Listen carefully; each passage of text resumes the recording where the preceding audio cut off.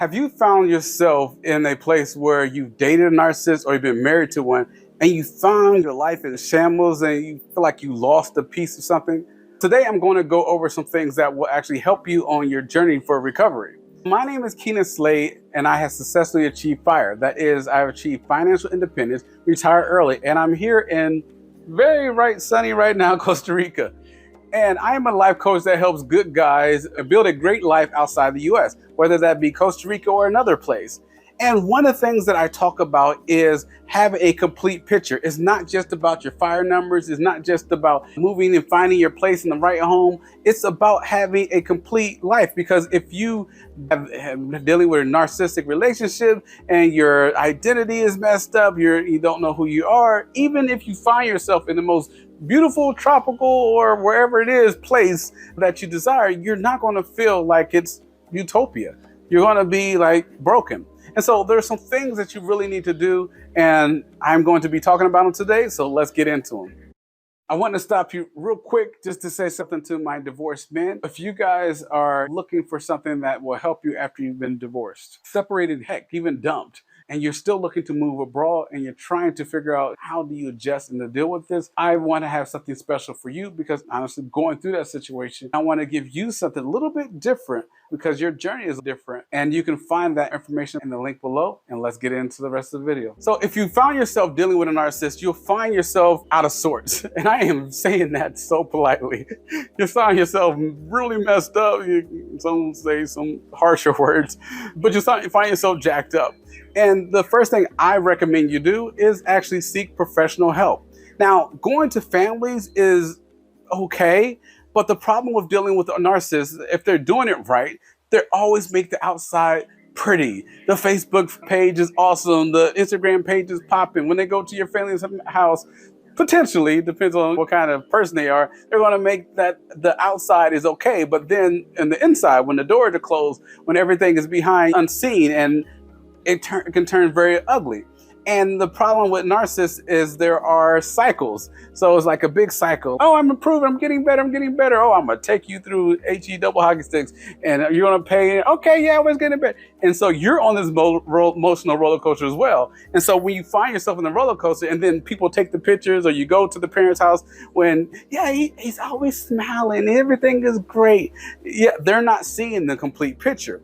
And so you need a professional to be able to say, oh, yeah, that's a sign. Oh, that identified that. Okay, this is what you need to do. Okay, you need to have this particular plan, and you need to get your identity back.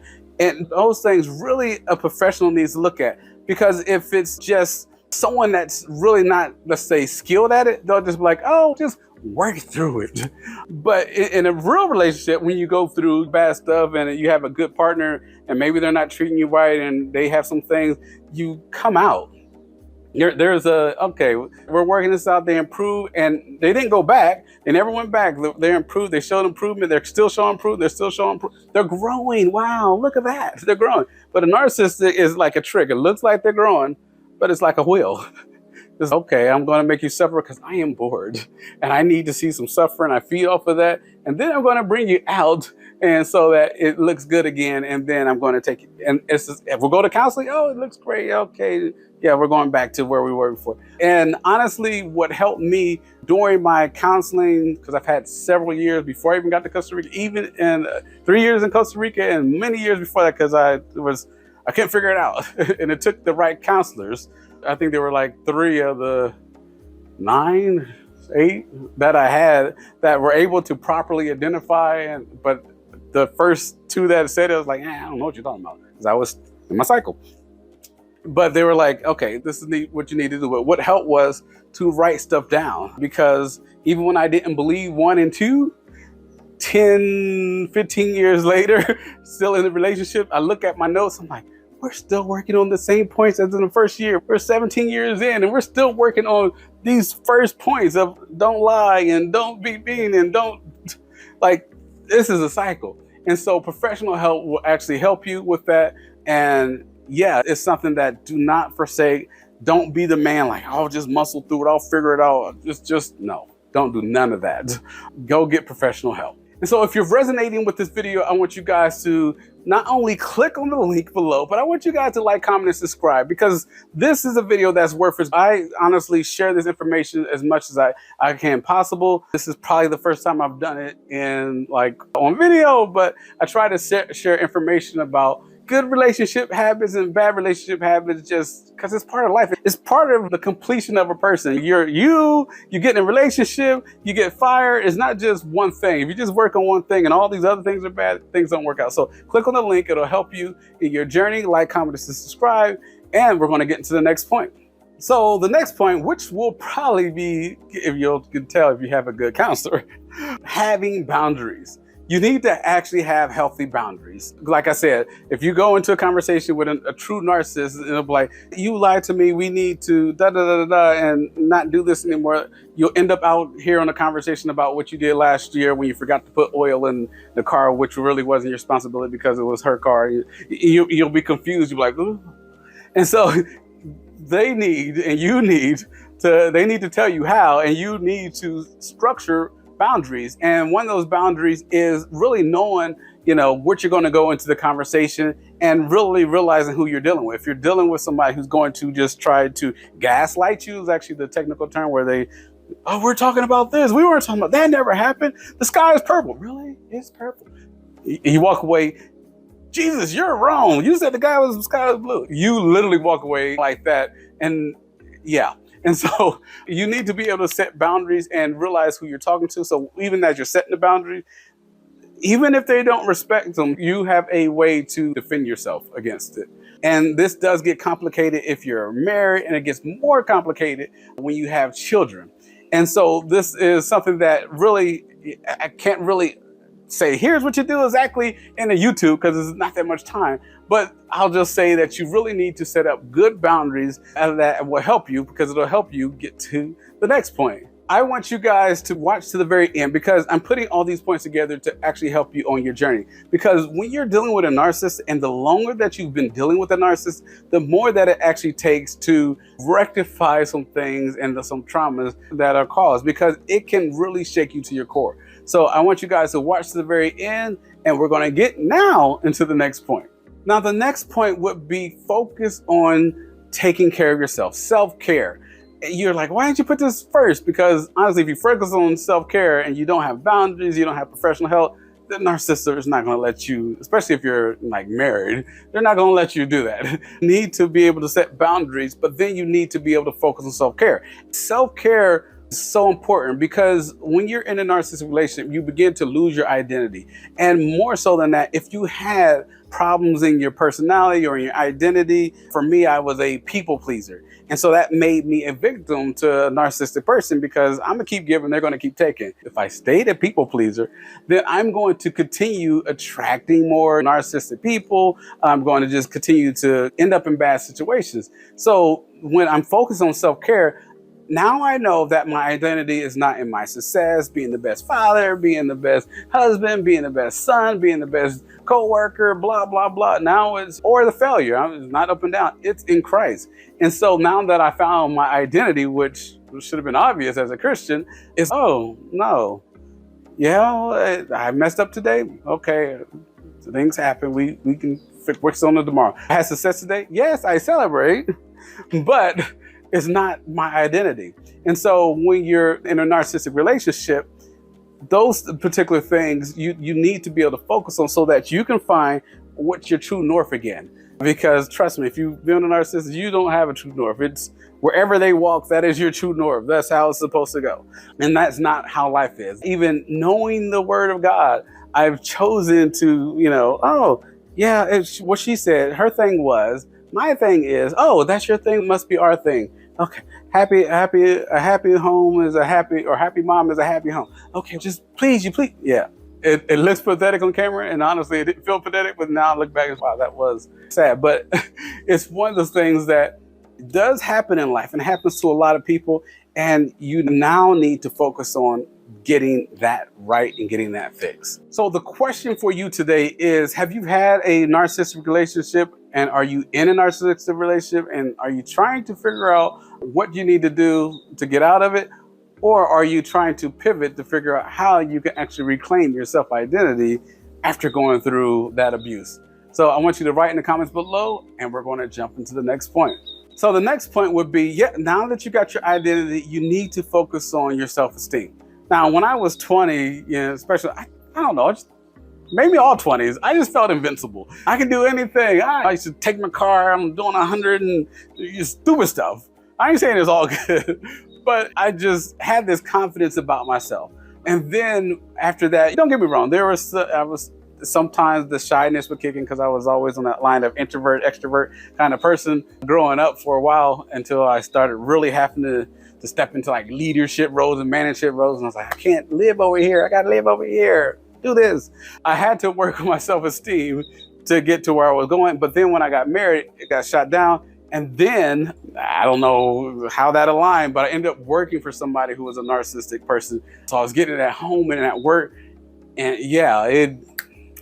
that was stress, anxiety, go to the hospital kind of thing. And so that balance did not work for me, because there's holes and they weren't being filled, and then they were getting punched into. And so now after this, it was actually work on your self-esteem again.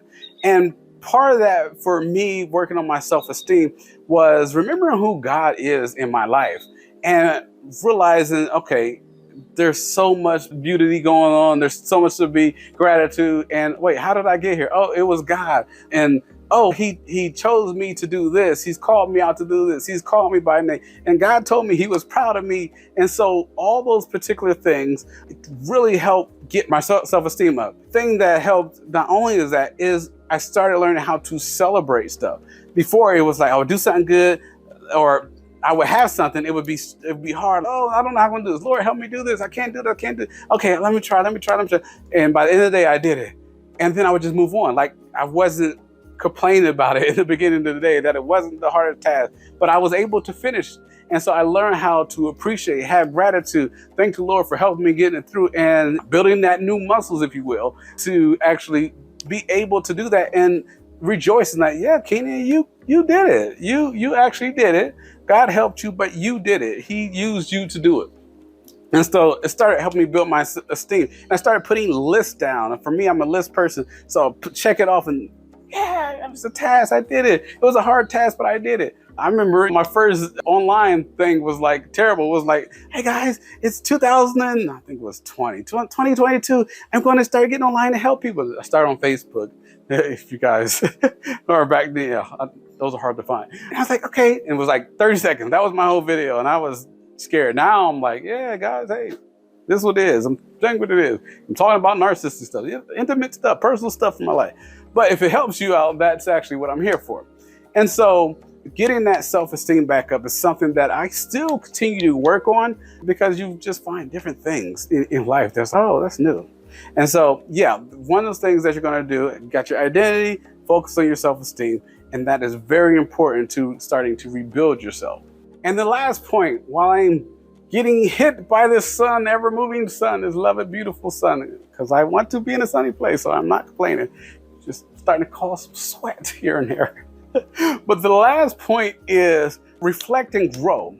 And I love that I read, there's a whole bunch of books that I read, but one of the books that will actually help this point is called Mindset. And it talks about having a fixed and growth mindset.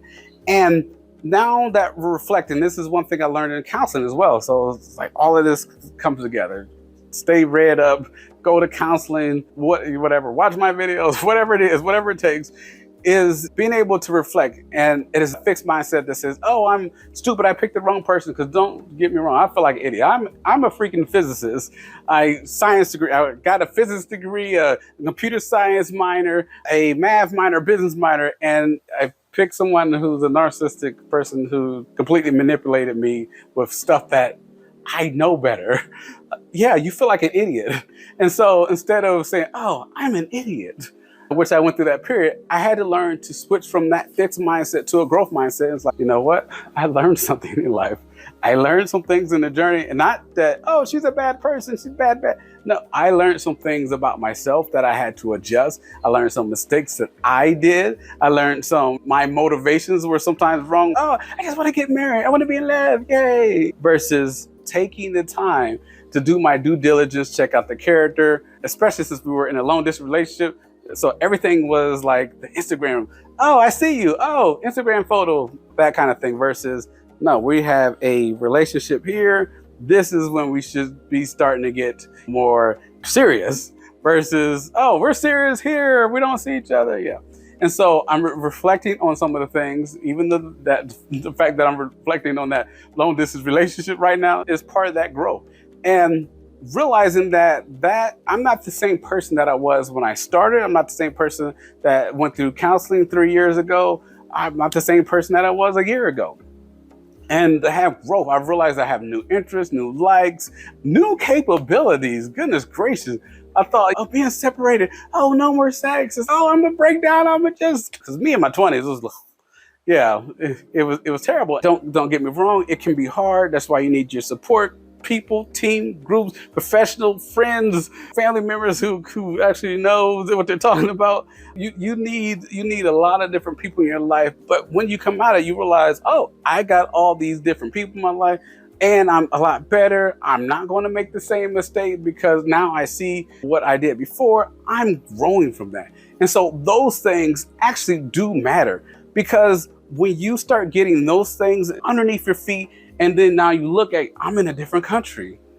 It's part of the growth. I've been in a different country for almost 5 years. And so it's part of growth. It's like, I did all this. I successfully fired for almost 5 years. And so it's, what, I am a different person. And you begin to actually look at yourself from a different perspective. And that all helps you come out of the recovery of having a relationship with a narcissist. So if you like what you just heard, I want you guys to click on the link below. Don't forget to like, comment, and subscribe, because I really want to hit 1,000 people so that we can, that's my first goal, to be able to share the message, to be able to help others. So until then, I will see you on the other side.